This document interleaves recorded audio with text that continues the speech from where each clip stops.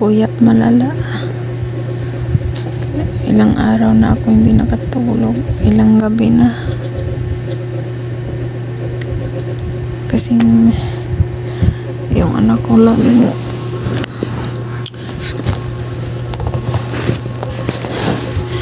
lagi nagsusuka. Tapos sobrang init niya.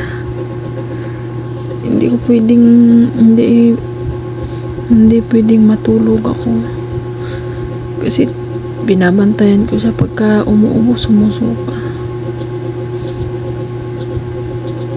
Sobrang init talaga niya. Ayun, sobrang pula ng ano niya, namaga na nga yung ano niya, yung labi niya namaga dahil sa init, namumula.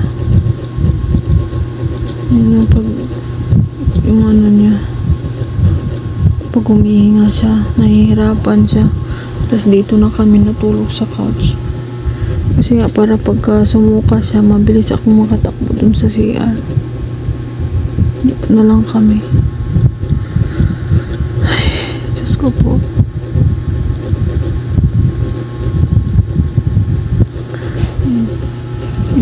Tinanggalan ko siya ng kumot kasi sobrang init niya. Tapos maya nilalamig siya. Lagyan ko na naman siya ng kumot ulit.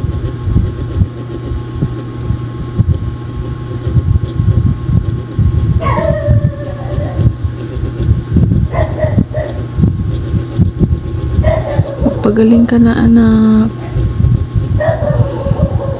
Anong oras na ngayon?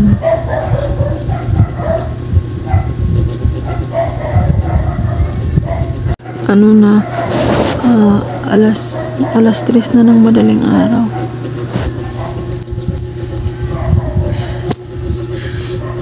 Kasi maya pagka mauubo siya, tapos parang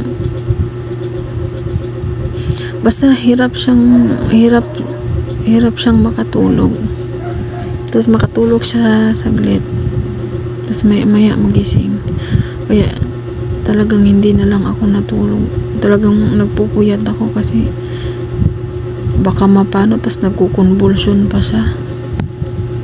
Hirap.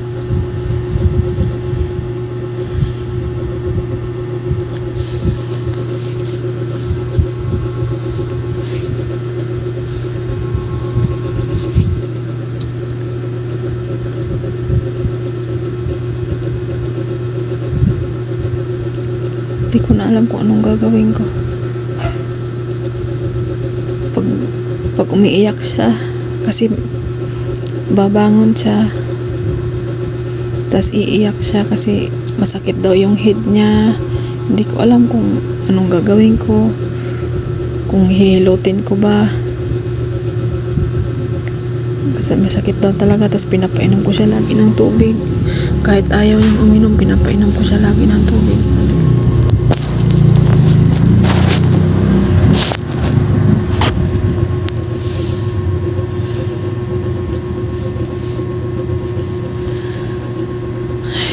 Diyos ko po, pag may sakit talaga yung bata, ang hirap. Ako, walang problema kahit napupuyat ako, pero pag yung anak mo na yung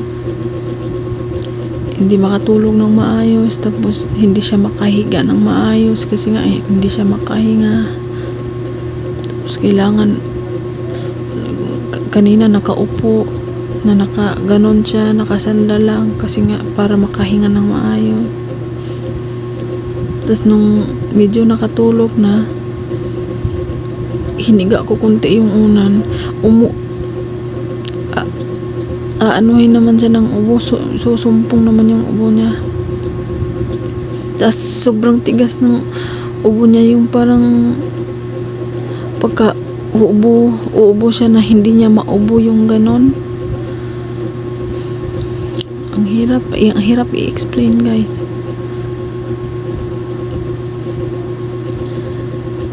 Yung dito ko sobrang sakit na dahil sa walang tulog.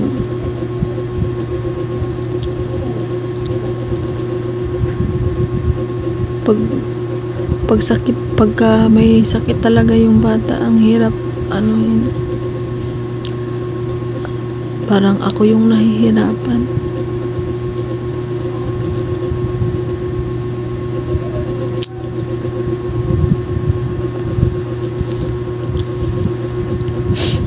Dito na kami matutulog sa sa may couch.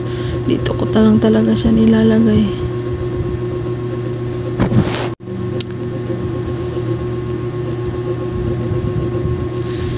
Ay, Diyos ko po.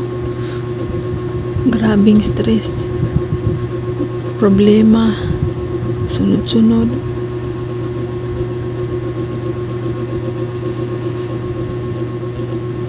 Kailan kaya mawala yung problema?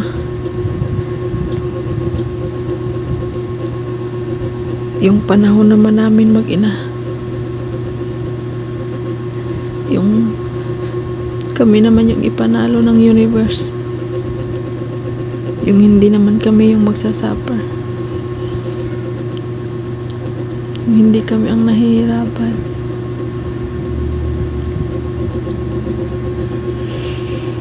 Pero hindi naman ako nawawala ng pag-asa.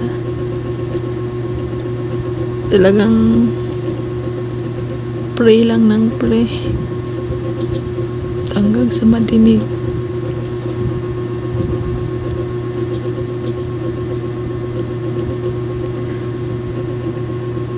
Nahihirapan talaga ako pag yung anak ko yung pagkasakit eh. Ang hirap.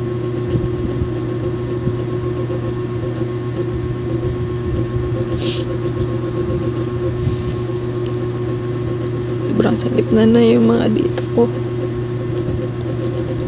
Yung ulo ko sobrang nang sakit dahil sa puyat.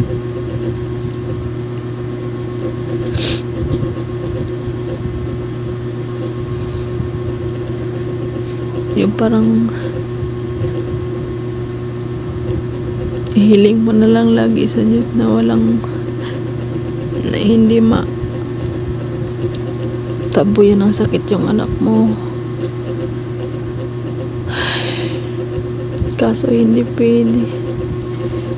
Kasi wala ganun talaga ang buhay. So kailangan lagpasan.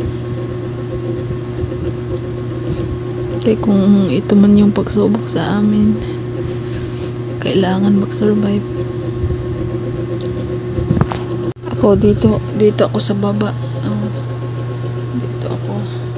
Tapos siya dyan. Ako dito sa baba. Kasi tinitingnan ko siya lagi. Kasi pag umiiyak na siya, kailangan nakahanda na ako kasi para pagka susuka siya, mabuhat ko siya agad. Or yung balde, hinanda ko na rin naman dyan. Hirap.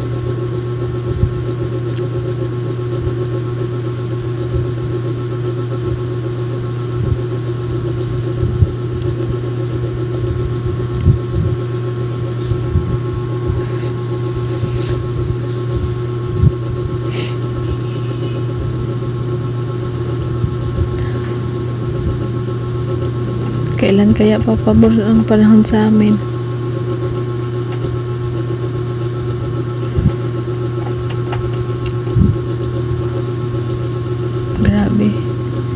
Grabing problema. Sunod-sunod. Sakit sa ulo. Stress malala.